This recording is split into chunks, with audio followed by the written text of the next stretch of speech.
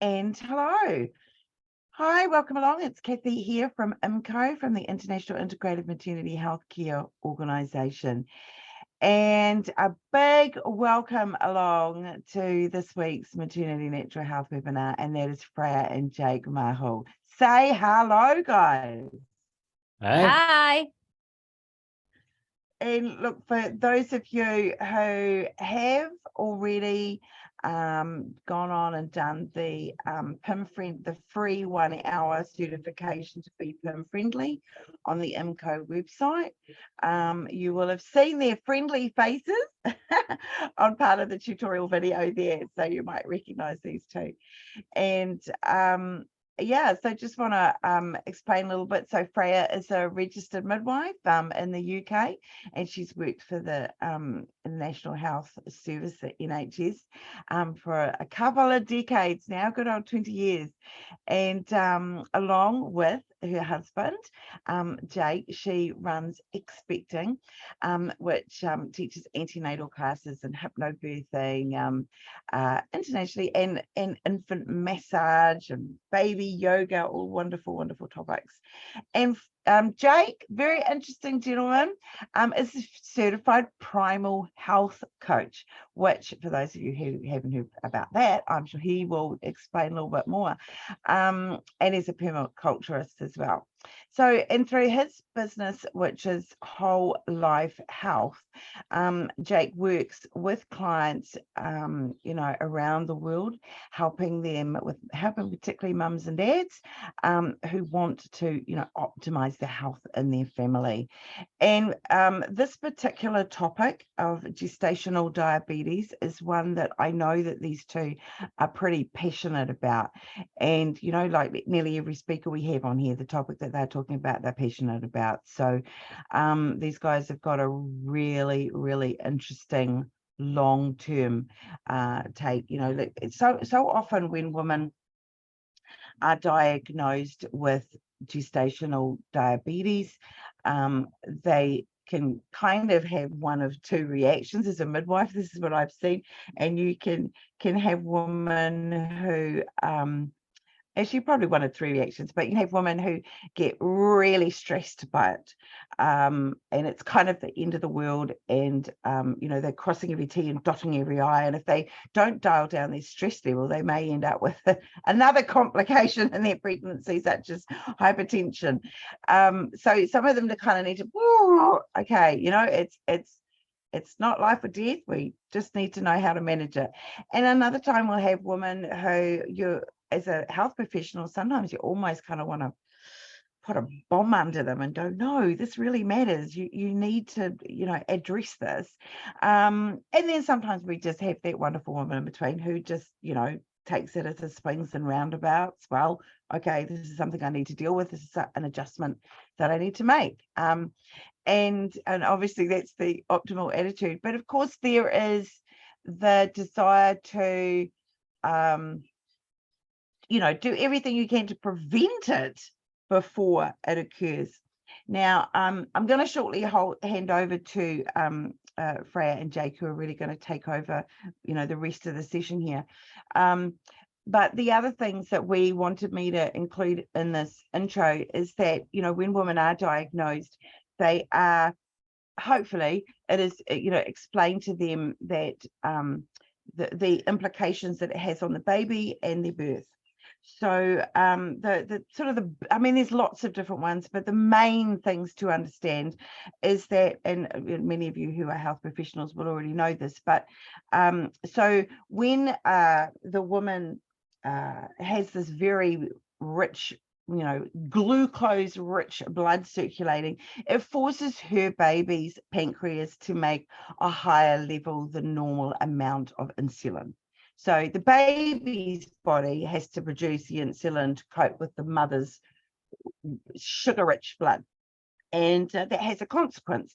So the two consequences that it has on the baby when that mother is not getting good control of her blood sugar level, so the baby's constantly dealing with this hyperglycemia. So the main consequences of this extra insulin that the baby needs to produce to cope with it is, one, it can make the lungs immature at birth. So long story short, they sort of miss the surfactant in the way that it should be there. So we can have a baby that is suffering with respiratory distress after they're born.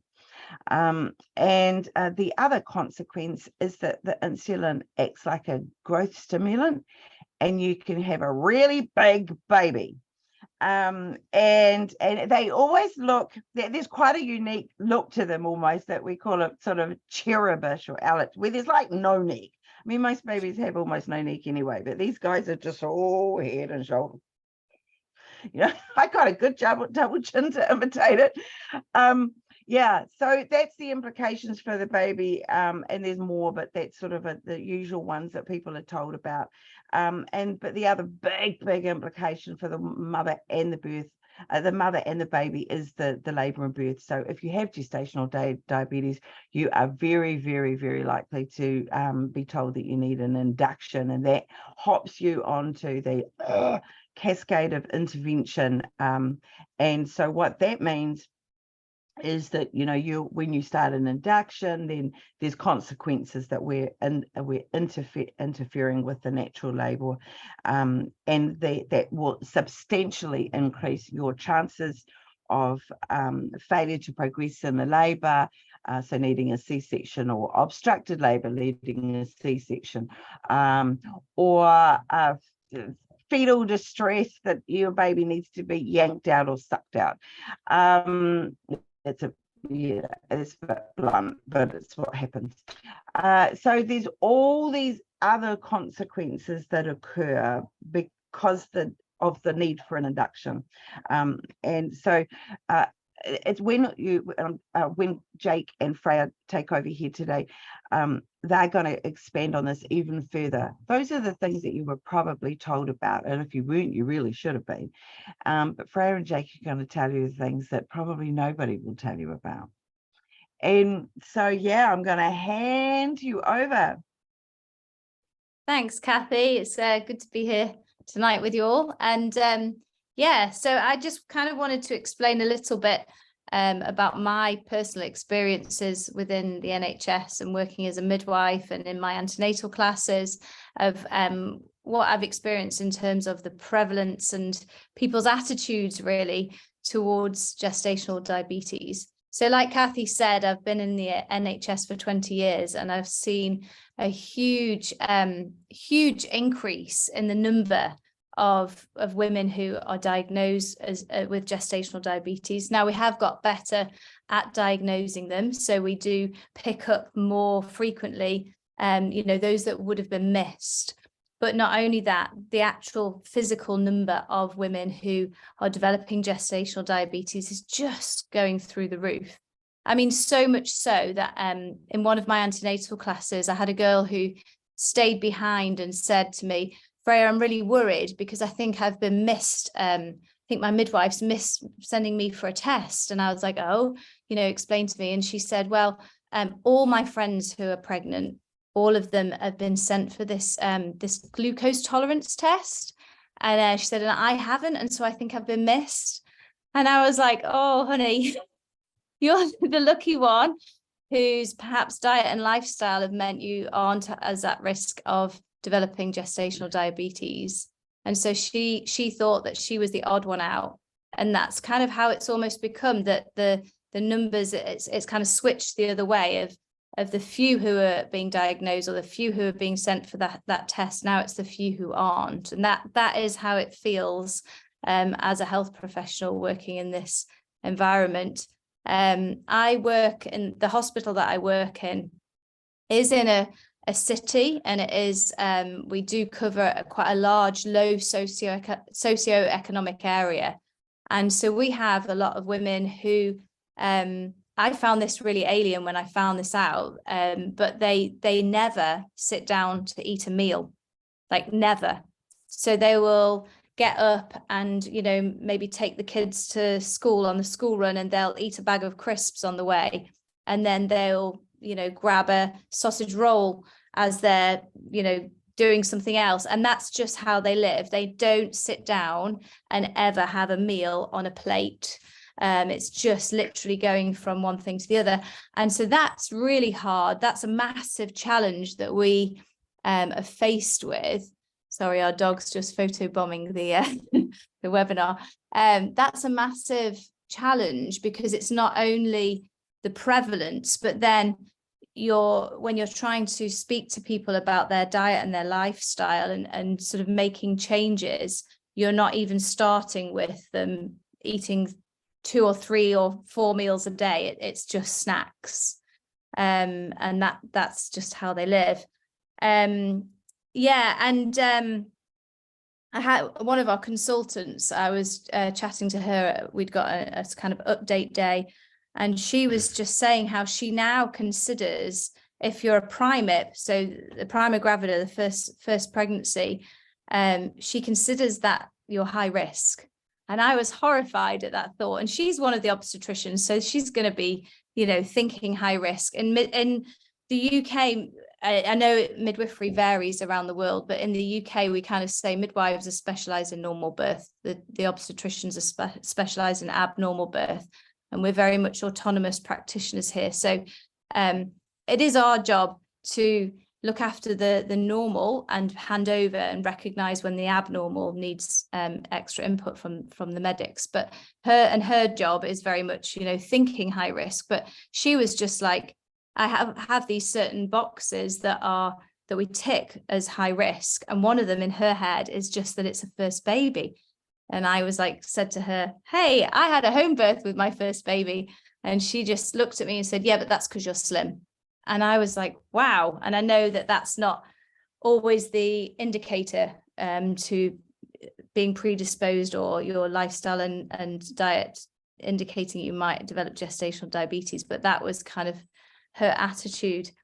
And I find in my antenatal classes, because those are the people that I get to know better, I walk alongside them for longer, that just like Kathy said, there's kind of a different attitude.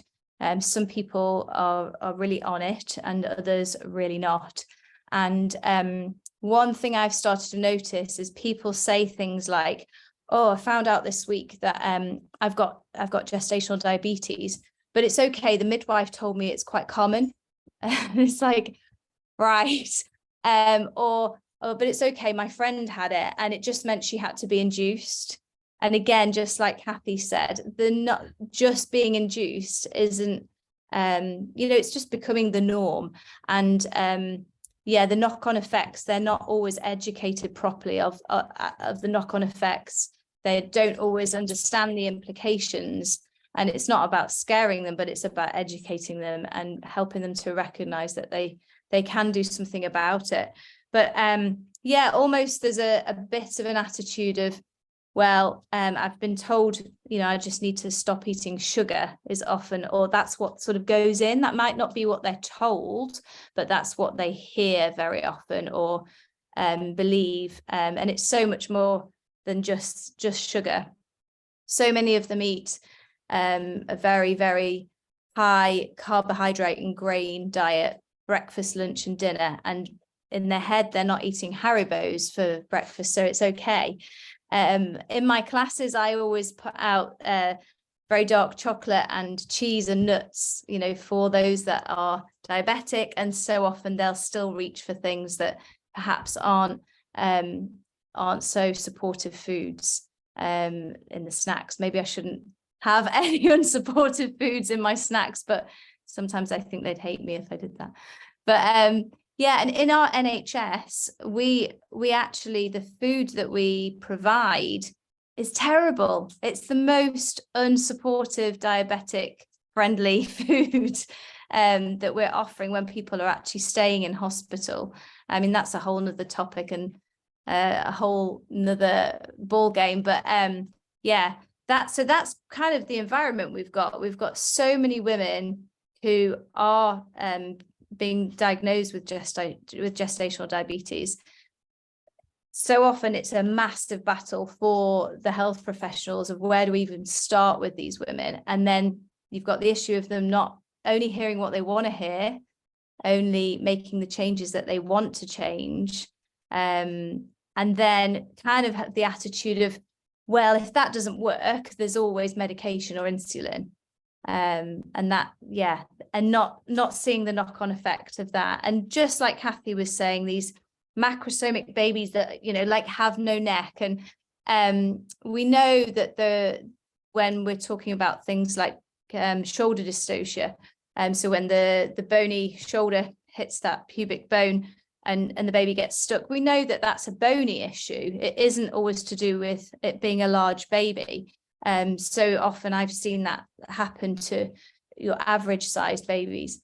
But when they don't have a neck, like Kathy described, and they are just a chunk, they are definitely at higher risk of things like shoulder dystocia.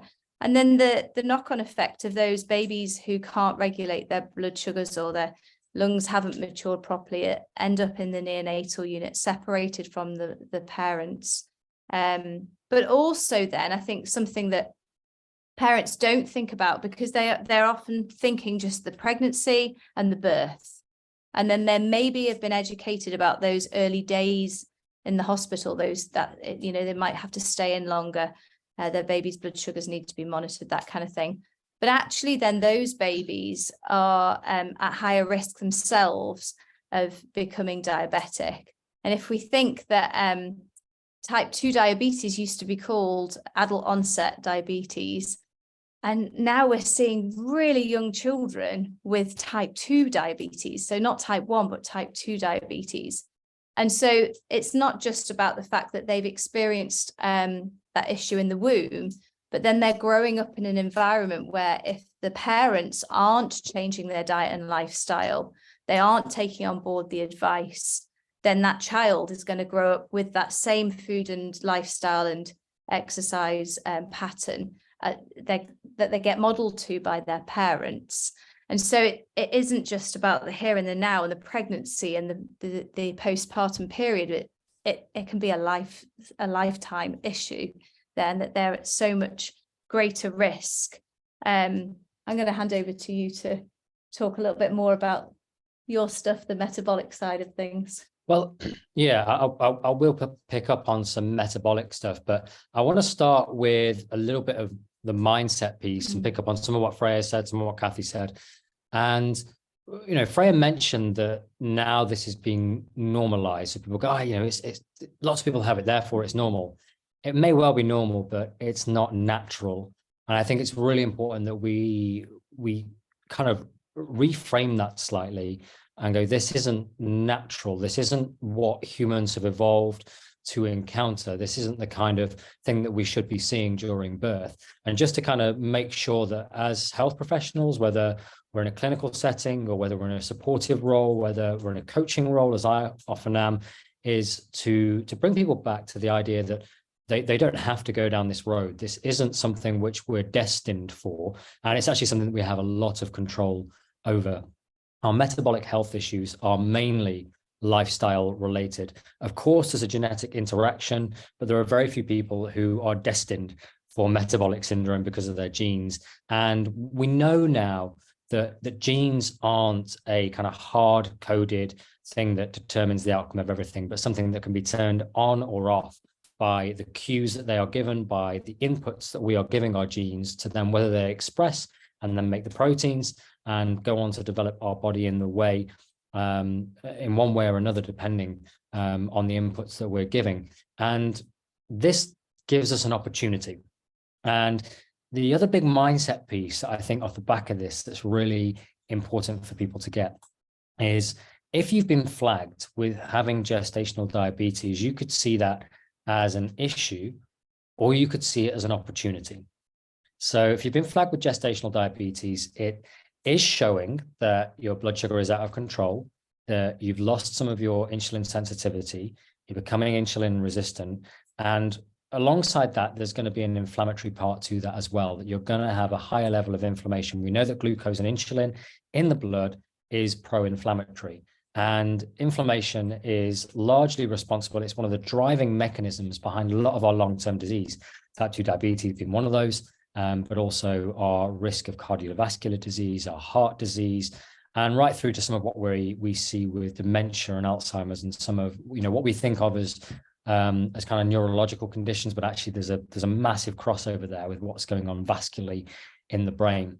So if you've been highlighted as having gestational diabetes, you know that your lifestyle is heading you down that road. You've got this uptick in inflammation during pregnancy, which if you have a good baseline inflammation, that's no problem. Your body can cope with that, and it's a good protective mechanism for mum and for baby. If baseline metabolic health is not good, then that tips you over into that gestational diabetes, that, you know, you've got too much glucose, too much insulin, and too much inflammation. Now, if we flip the script there and go, the fact that I've been flagged with this and the fact that more people are being flagged with this than have been before, in some ways, this is great because it shows you that you need to do something. And even post-pregnancy, that there's some work to be put in to stop you then going on to develop type 2 diabetes, which 50% of people who have had gestational diabetes typically will go on to type 2 diabetes. They're not going to have that straight after pregnancy generally. Some people, you know, if really extreme circumstances may already be on that road to type 2 diabetes. Most people will drop down to even kind of below pre-diabetic levels or in that pre-diabetes category. And at that point, you know that you've got something to work on. So it's been identified. And this is the point where you go, right, this is an opportunity. And I think it's really, really important. And Kathy, you picked up on this at the start about the stress levels here. It's really, really important that if you have been diagnosed with type 2, with gestational diabetes, or as clinicians or healthcare professionals working with people with gestational diabetes, that we don't demonize that person and we don't kind of introduce any more guilt than they've already got going on at this stage. I'm a big fan of saying it's not your fault, but it is your responsibility. The things that we've grown up with now as being normal are not our natural environment. We're growing up in an environment that is foreign to our genetic makeup. We've seen such change in the last 10,000 years in human civilization, and since the advent of kind of civilizations being in one place and supported by mass agriculture. And then, you fast forward to post-World War II, and the changes that we've seen in that time have just been at hyperspeed. Our genes haven't evolved because it has been so quick. We've not caught up with what's gone on around us. And we've been brought up in that environment. It's not our fault, but it is now our responsibility to do something about it. If we have been diagnosed, or if we're in a position where we're working with people who've been diagnosed with gestational diabetes, we have a responsibility to go, how do we steward our lifestyle in such a way, give our genes the right inputs, so that we no longer are heading towards all of the diseases that are underpinned by metabolic syndrome. So I want to take a dive into some of what we need to be doing to address our gestational diabetes, and therefore kind of the road that we're heading down of metabolic syndrome and diseases down the line. So the big lever that we can pull right out of the gate is our nutrition. It is our diet. It's our environmental cues that stimulate our genes. The food that we put into our body is taking the environment and putting it inside us. So it has the most visceral effect. And as Freya's identified, most people are going, okay, yeah, I'm not going to eat Haribo. Maybe I'm going to cut down on the sugar.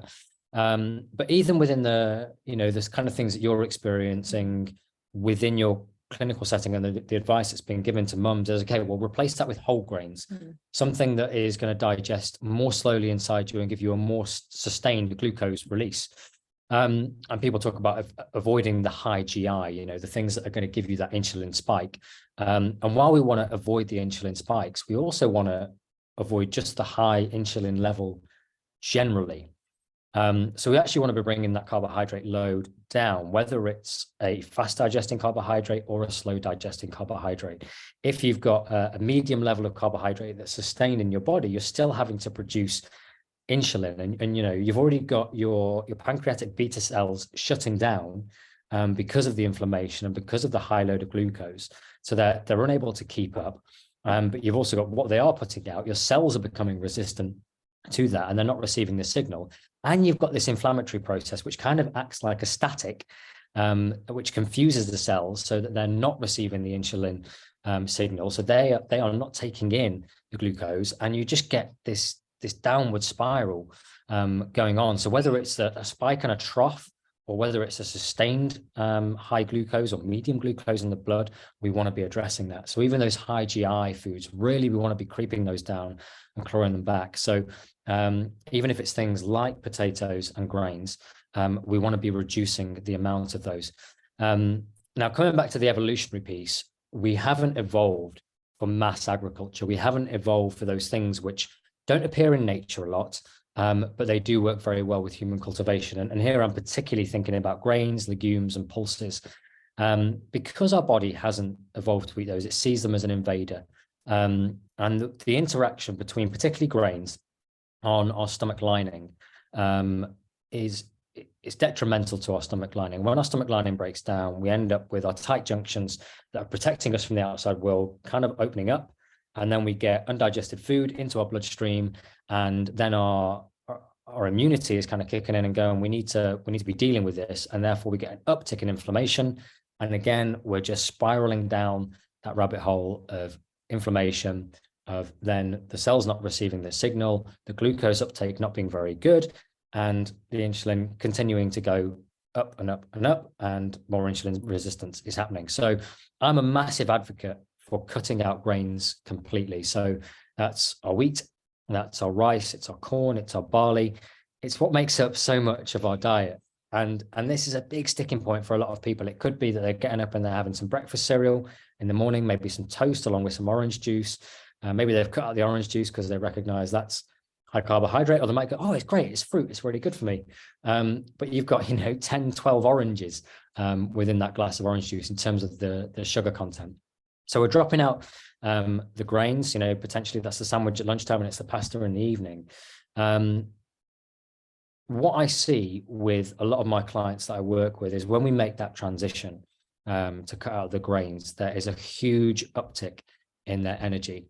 And for those who, and particularly people who've got type 2 diabetes, but also with gestational diabetes, energy is a real kind of marker of the fact that insulin resistance is there, because the glucose isn't getting into the cells, and therefore there is no energy for the mitochondria to, the mitochondria have got nothing to work with to give us the energy that we need. So dropping that out, bringing the blood sugar down, so there's not this insulin roller coaster, but there's also not the inflammation that's creating this static, allows more of the glucose to get into those cells. But also, as we start to bring the grains down, we're bringing the carbohydrate load down. And what happens at this point is our body starts to upregulate our fat burning genes, as in the fat is being liberated from fat storage cells to enter into cells. And we start to be able to better process that. And when we process fat as a preferred fuel source, which is actually what we've evolved on as a fuel source, our body kind of gets this clean energy. It's a bit like having solar. You haven't got the coal being burnt, which is the glucose, which has as much inflammatory load as the kind of downstream effect of the metabolism of glucose. So we're attacking this from a number of angles by reducing the grains. We've not got the inflammatory load from the gut being disturbed. We're also bringing down the glucose level in the blood, and we're upregulating our fat burning ability. When we bring the grains out of our diet as well, typically we're replacing that not only with healthy fats, which I'll come back to, but also we're reintroducing typically a broader range of vegetables. And here we're going for above ground vegetables. We're erring away from the below ground vegetables, the potatoes, the yams, and even some of the above grounds, like things like butternut squash and pumpkin, although they're not as high carbohydrate as the below ground vegetables, higher in starch. But those above ground vegetables are much higher in prebiotic fiber. So they are feeding our gut microbiome. And we're seeing an explosion in this world of our gut microbiome right now. And I think we've seen the tip of the iceberg, but we already know now that we're not just ingesting fiber to push everything through, as it were, and get it out the other end. It's not just about elimination, but it's about feeding this colony of flora that's inside us, which is actually facilitating us being alive. We see this when people have antibiotics. They wipe out their gut bacteria, and then they leave themselves open to all sorts of infection and illness because they've not got this colony that is working for them. you've potentially got a kilogram of this bacteria living inside you, which is helping digest your food and helping you move in the right direction, helping create these fatty acids from these fibers, which then are able to feed your microbiome and keep you healthy. And that's so important, just because our immune system's suppressed when we're pregnant as well, more so than when we're not. So I think that's even more vital. Absolutely. And just to come back to the stress piece, which I'll kind of dip in and out of maybe a little bit, is when we look after our microbiome, we're much better regulated in terms of our mood. I was listening to Tim Spector, who the Zoe COVID study, he was behind that. I think a lot of people came to know him through that, but he's been doing a lot of stuff on microbiome recently. And he's a big advocate for, rather than the prescribe antidepressants, sort people's gut microbiome out. And they're starting to see this through big epidemiological research now, that is the thing to do if you want to sort your depression out. So in terms of where our stress levels are at, if we're looking after our microbiome, we're heading in the right direction. So again, it's cutting out those grains and reintroducing a broad range of those prebiotic fibers, mainly through above ground vegetables. And you want to be aiming for 30 to 50 different versions of plant-based matter in your diet. And this isn't just about fulfilling yourself full of kale and broccoli, but you think about what is the plant matter. Well, it's everything like linseed through to coffee, through to herbal teas, mint that you find in your teas, and turmeric and ginger. All of that is plant matter, and we're feeding a diverse range of prebiotic fibers to our gut to allow us to continue to work on our gut microbiome and the downstream effects of that with our stress levels and with our immunity, but also just allowing our body to get what it's evolved to eat. We would have been hunting and gathering and finding just a diverse range of different leafy vegetables and the occasional bits of fruits. People freak out about fruit because they're going, oh, there's a high level of sugar in there.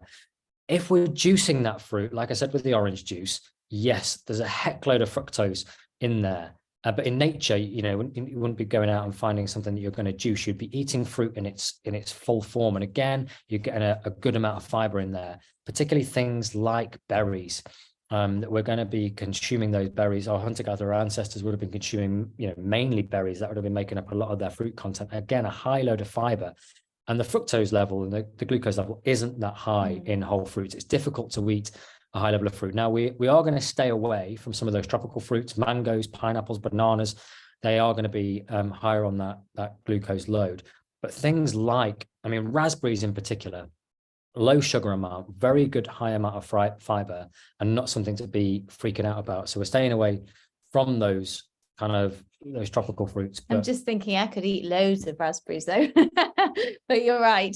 You would struggle, I think, to eat because there's such a high amount of fiber in there. I know what you're thinking. You go out in the garden every day and they don't make it back into the house, but you would struggle to eat punnets and punnets of them, and you would have to, I think, to get that load, especially in the wider diversity of cruciferous vegetables that you'd also be eating, and Siberian purslane and some of the other things you'd be getting from the ground. So that's the big piece. But obviously our ancestors would have also, alongside that predominantly plant-based diet, they would have been getting meat. And it depends where you're getting that from in the world. Some people would be having a higher level of meat. So we're thinking about Inuit tribes, for instance, high level of meat there. Other tribes, still in existence now, will be hunting and gathering and maybe catching some big game or small game, fish. Yeah. And again, they're getting really good quality meat. So like with our vegetables, we're going for kind of the high end quality if possible, but if not, just get it into you. So within that meat, we're kind of, we're getting decent fats, we're getting our protein. And when we consume protein, we're really giving ourselves the most satiating that we can be in terms of the macronutrients. And when we're doubling down on protein, again, it becomes harder to eat more of that carbohydrate. So we're looking to stock up on that.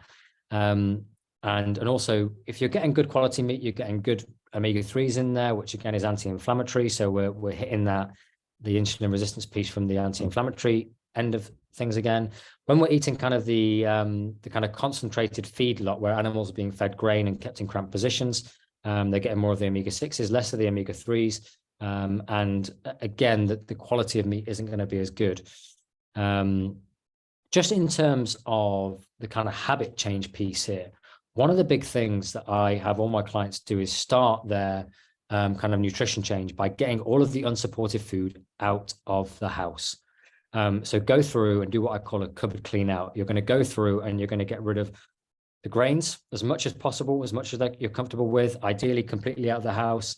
If you've got other people who are in the house who are not on board with getting rid of the grains, the sugars, the refined seed and nut oils, the stuff that's heavily packaged, the things that have got more than 10 ingredients in, have them put it in one cupboard. It lives there, and that's the cupboard that you don't go in. If it's out of sight, it's out of mind. Certainly those things don't want to be on the side. They want to be out of the way. Ideally, have a conversation with the rest of the family, agree together that you're going to even move them to a box in the garage. Better still, take them to the local food bank or put them in your compost. Get them out of the house. It really holds true. Have the supportive foods front and center in front of you. So that's my big piece on food. It is the biggest lever you can pull. The next big one, which again is going to tie into our stress, is the movement piece. Is we have evolved to move. Our body is expecting movement. Kathy, we've had a kind of back and forth around the exercise piece, because I know that our kind of the fitness paradigm does your head in, and I'm going to agree with you on a lot of that kind of paradigm. The way that we've been told to exercise is just, it's inappropriate for humans, and therefore it's inappropriate for pregnant mothers, and it's inappropriate if you've got gestational diabetes, because we've got this kind of mindset of you go to the gym and you smash it on a treadmill, or you're on your spin sessions, long bouts of exercise where our heart rate has gone up to somewhere in the zone that is above 180 minus our age, whereas most of our hunter-gatherer ancestors would have spent a lot of time doing low level movement. So you're just moving around the house, doing your chores, would be, I guess, our analogy of going out and hunting and kind of gathering for some berries. But then the occasional lifting of some heavy stuff. Now, I know that some people freak out about lifting heavy things when you're pregnant, and particularly as you go throughout pregnancy into the later stages. Now, I'm not talking about load-bearing squats here in your third trimester, so you've got a barbell on your shoulders. That's not necessarily what I'm advocating early on in pregnancy. Certainly you can be doing that, but as you get further on down the line, just your own body weight is sufficient to overload you. And I'm talking about kind of 10 minutes of doing some squats here, something that is I guess an analogy for picking up some heavy stuff and moving it back to camp is what we've evolved to expect. And again, we're talking about inflammation here. When people are cracking on with these kind of big workouts that make you feel good, people get these dopamine highs out of their spin sessions. The reason you've got that dopamine high is because it's covering over for your body freaking out. It's going, I'm inflamed and I feel in danger. And so then you get this dopamine high to keep you going because you think you're being attacked by a tiger or something.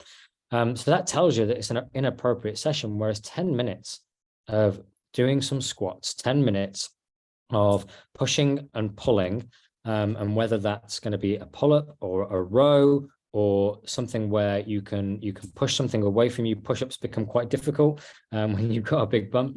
But just finding ways of overloading your body for 10 minutes is going to be really, really helpful, because it helps your body take up glucose independent of insulin. So there's something called insulin independent glucose uptake that happens with movement. So this is particularly important post-prandial. So you've just eaten. Now you've eaten a low insulinogenic kind of food, hopefully, so you're not got a massive spike. But whatever you have got, if you get up and you go for a walk straight after meal, you've got something to do with the blood sugar, and your body can access that, even if your cells aren't efficient at receiving the insulin signal. So it's very important that you're getting up and moving regularly, but particularly after having a meal. I'm not an advocate of massive snacking. I know that a lot of people will say, okay, well, balance out your blood sugar and eat small meals during the day. I think the science is trending away from that and has been for some time again. We want those more solid meals. And I appreciate that for a pregnant mother, that might be 4 smaller meals rather than 3 meals. It might even be, 3 meals with some snacks in between, but it's certainly not grazing on 8, 9, 10 smaller things throughout the day. So we want to be having those solid meal times, maybe with snacks in between if there's some energy dips, but we're going for, again, those high protein snacks. So we're thinking, a tin of tuna, for instance, or some well-made jerky, rather than reaching for, the banana and certainly not the low grade kind of Haribo or chocolate or whatever to try and give us an energy boost, but to keep moving regularly. So occasional bursts of high intensity in an appropriate way that is kind of 10 minutes, maybe 15 minutes, and that's kind of a weight bearing exercise on that's appropriate. Do your talk to your pregnancy yoga teacher, or you're someone who has got a qualification in sort of pregnancy exercise, because most PTs don't know what they're doing. There are some skilled ones out there, but a lot just have not been trained in the metabolic health issue, and particularly around pregnancy. Kathy, I see you've unmuted. I have to add in there and go, heck yes. Yeah. So definitely there's a lot of personal trainers out there that don't have a clue on what's going on with a pregnant woman's body, so and how things should be adjusted, that's for sure. Excuse me. I was just like, do you want to go down and answer that sort of question of what other things that you feel like you would like to be seeing women do, or health professionals talk to their women more about in that preconception time, or what can they be doing? What would be the things that like stand out that you just want to make sure that you can kind of tick off in your lifestyle as what you're doing heading into that pregnancy? Yeah, I was just going to say, I looked after a woman not that long ago, and she was really like, she saw this diagnosis as a really positive thing, because she was like, I'm never going to eat the same way again. This, and that it's quite rare that we get women that say that, because so often they're just planning what crazy high sugar, high carb meal they're going to have as soon as they've given birth. Is often their attitude. I mean, the McDonald's right outside the hospital. So the hospital that's local to us has a McDonald's right outside. You talking about out of sight, out of mind. The amount of women that I come across who go for their glucose tolerance test, and they've been starved, and the first thing they do is go to McDonald's because it's right there outside the hospital.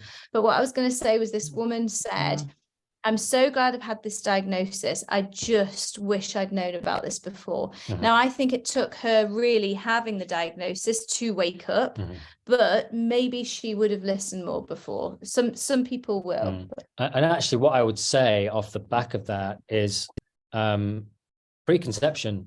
The advice is exactly the same. Is don't get yourself into that place. Don't get yourself into that metabolic syndrome kind of heading where you're going towards. If you're eating a whole food diet, if you're moving regularly, if you're keeping yourself in good shape in an appropriate way, you're going to have better chance of conceiving, of having a healthy pregnancy, of not heading towards an instrumental delivery, of not having birth trauma afterwards and needing birth debriefs, which are seemingly non-existent these days because our National Health Service is so stretched here. I don't know what that's like for you, but you're coming across certainly more trauma.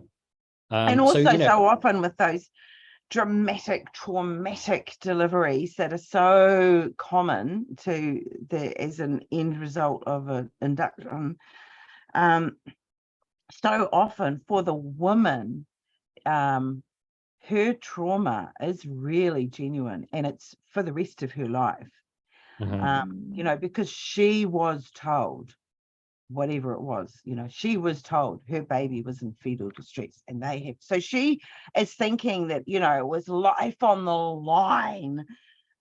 Whereas for the that obstetrician who did that emergency Caesar that particular day, well, that was the 6th one, and it's the 4th fetal distress, and it's so common, it's practically routine, and so the staff are not freaked, but the mother is for the rest of her life. It's Yes. what about sorry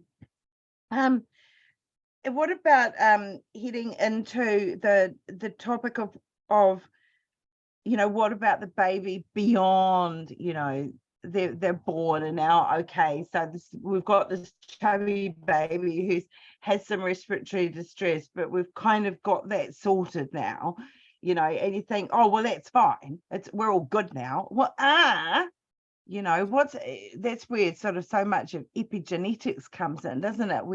And this is such a very, very new science of understanding, how genes can be turned on and off, and how that all works. So clearly, a baby being subjected to that for literally months, in utero, it's got to have more effects going on. Logically, it does, but that's certainly not described to women. I think the main thing that people are told is, after your baby's born, we want to, make sure that it has 12 hours of normal blood sugar levels without needing supplementation. So, and once that's it, you're all good. You're good to go, right? Yeah. And the reason that we have to do that 12 hours, want to see 12 hours of normal, is because that baby is born with these very high levels of insulin, and suddenly it's born and it loses that sugar-rich blood supply from its mother. And so all this high level of insulin and lower or normal level of blood sugar means that its own blood sugar can plummet quite drastically and seriously, in those first hours after birth. But then, once they're all good, once they've got normalized, their system is normalizing itself and regulating it for 12 hours, we're like, okay, it's all good. See ya. Yeah, but it's exactly the same as what happens, with adults, that our genes are going to be expressing glucose burning mechanisms, and they're not going to be able to use fat well, and we want babies to be able to use all of their energy substrates in an efficient way, and we want that as adult humans as well. So from there, the big piece is exactly the same as it is for adult humans as it is for our kids, and that's setting our environment up for success. So it's making sure that what's around in the home in terms of food, once that baby starts to wean, is weaning it on a good diversity of plants and animals. Eat plants and animals, strip out the things that come from cultivation. If you can't grow it in your garden, or if it's not an animal, don't feed it to yourself, don't feed it to your kids. Make your environment movement rich. Have a home that has got space in it. Don't make it cluttered. Don't fill it with crap. Make sure there's good outdoor room to move around in sunshine, so that you're producing vitamin D. Slow your life down. I know you're a big advocate for this, and we see pregnant women working right up till the wire, because they think that they're going to provide better for the baby by having more money. It would be much better for the baby if you stopped working earlier, reduced your hours, slow your life down so your stress level isn't as high. That's going to feed into the gestational diabetes, but also just into life in general. When you set yourself up for that, that's something that then continues into kind of life postpartum as well, and children growing up. Children don't need lots of flash things that has been afforded by the money, because mum and dad are working crazy hours. They need time. They need time with you and social interaction. That kind of stuff is good for their mental health. When we look after our mental health, we look after our gut microbiome. When we look after our gut microbiome, we look after our physical health. We're an integrated whole. I was just going to say, I think so often we maybe grew up with that whole, it's a treat is a cookie, or a treat is sweets like candies. Whereas actually so often really the treat is that quality time. And you know, a friend of ours who's been struggling a bit with this, and you've been doing some coaching with him, haven't you? And he was saying how he took the kids on this great bike ride to see the sunset, and they all loved it. And then he was like, let's go for pizza. And he said it and was like, why did I do that? Because it also detracted from this beautiful bike ride and sunset. That would have been the memory, but then it was ended with pizza. And he was just like, it came out of my mouth because that's what my mom and dad did for us. When to treat us, we went for pizza. And yeah, and you end up kind of mimicking I suppose, like you were saying before, it's not our fault, but it's our responsibility, and breaking those cycles of things that our parents thought were, you know, potentially were good for us. Yeah. And I think a big one is in terms of hormonal balance, is really guarding our circadian rhythm and our connection to, again, how we've evolved to get light first thing in the morning, and to get a good amount of sunlight, vitamin D production around midday because we're out in the sunshine, and then as it comes towards the evening to really wind down. So this is quite an abnormal thing for us. It's 10 to 9. We wouldn't normally be on a screen at this time. However, I don't know if you can see, it's pretty orange in here. And that's by design. We have orange light in the evening. I've got flux installed on the computer, so my screen is really orange and really dark.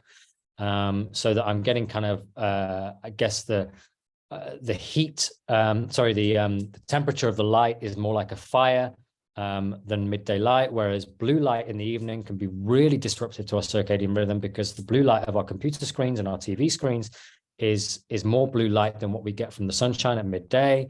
So our hormones are all out. So when you have that as a kid, you know, as a baby even, and your lights are inappropriate in your house, your hormones are being dysregulated from day one. So again, it's no different from the environment that we need as adults, that what we want to be setting up for our kids, and exactly the same for preconception. If you want your hormones to be regulating properly, if you want, you know, your sex hormones to be well regulated, and the downstream effect from that little cortisol boost you get in the morning, that we want to be regulating that.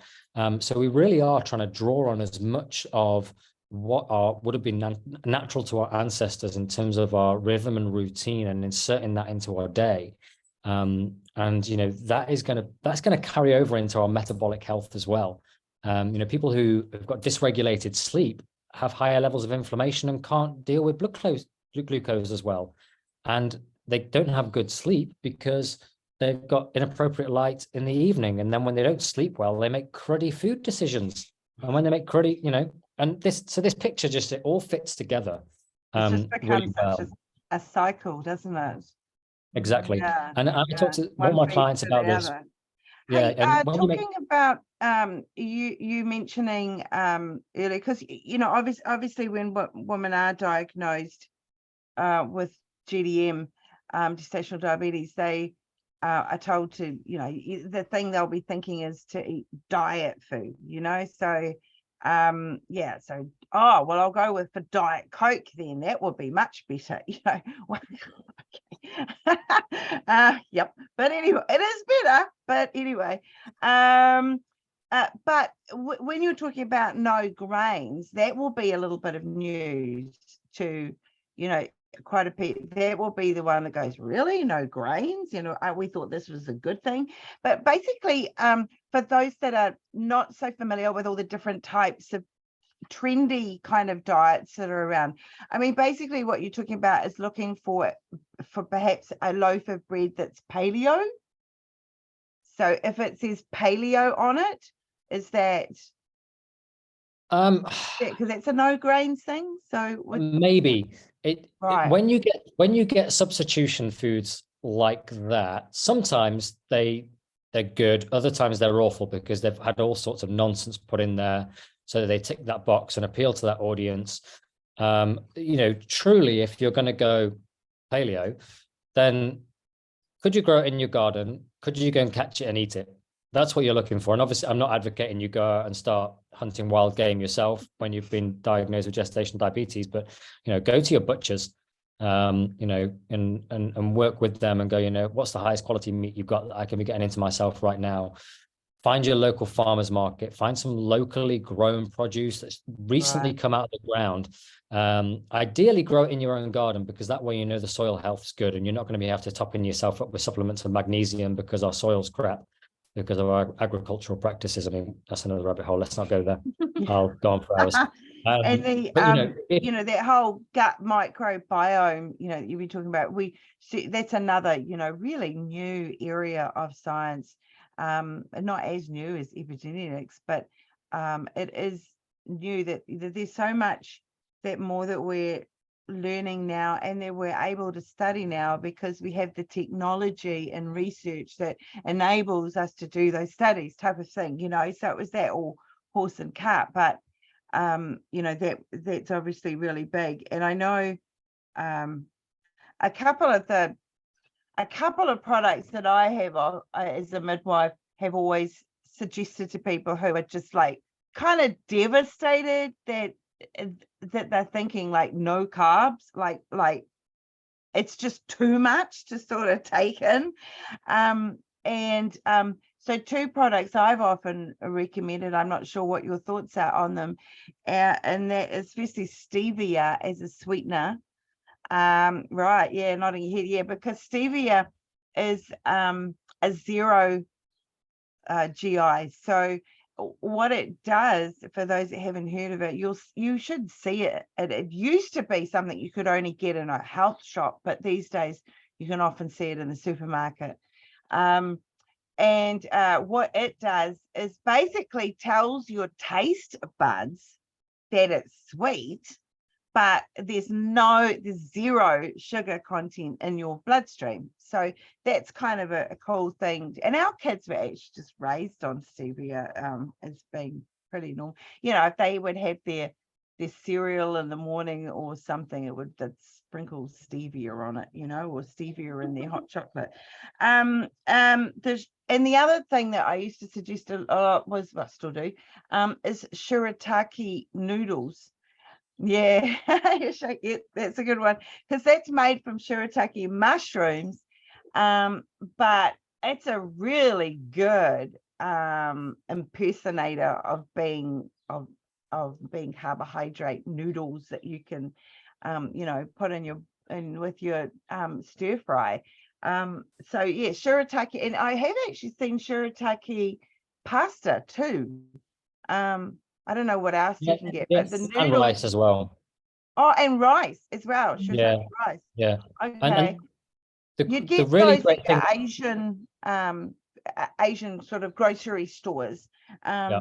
But so between the stevia as your sweetener and shirataki noodles or rice, or pasta as your carbs, and then just loads of protein and loads of veggies that grow up above the soil, that's, yeah, and forget the tropical fruit, you are pretty much on track. Yeah, absolutely. You know, you're going to thrive on that, and it's lots of eggs. Layer loads of eggs. I mean, Yes, good point. eggs for breakfast. There is more and more research being done on eggs for breakfast. For and not just one or two, like yeah, and that's loads of research on diabetes, on weight loss, on everything that's kind of contributing towards metabolic syndrome. Eggs are an absolute winner. Just on the shirataki thing, they're actually brilliant as a prebiotic fiber as well. That's a really good way to feed your gut microbiome. Is on those. They're one of like the top fibers you could be having alongside probably flax. Flax and chia, absolute winners. When it comes to so and we call those prebiotics. So they feed the microbiome. Exactly. Yeah. And if you want to top yourself up with kind of on the microbiome piece as well, then fermented milks are going to be good. So your yogurts, your very hard cheeses, etc. And then also kimchi. Sauerkraut's okay, but kimchi as well. Some really good research on its effect on the gut there. Oh, that is wonderful. Well, I think that we need to finish up. We are really at time. But it is going back to what you said at the beginning, Freya, of which I see as a midwife as well, is that whole thing where women sometimes are like, oh, it's quite common, so it's not that big a deal. No, it's a big deal. And as you say, Jay, you know, it might be common, which almost in a really weird way makes it normal, and it so is not normal. But it's definitely not natural. So yeah, what we're saying is that it's not natural for in human reproduction to have this huge chunk of the female population getting gestational diabetes when they're pregnant. That's not natural, right? Yeah. Because in, you know, the whole course of tens of thousands of hundreds of thousands of years of mankind, there was rarely the situation where a woman could have exposed herself to that amount of poor nutrition, that amount of sugar in a lot of cases. Yeah, be it carbohydrates or refined sugars and sugary drinks. But yeah, we have a very sweet tooth these days. Anyway, we better wind it up. So look, thank you so much, guys, and for being here with us. I know it's getting late into the evening at your end. And is there anything final that you'd like to wind up with?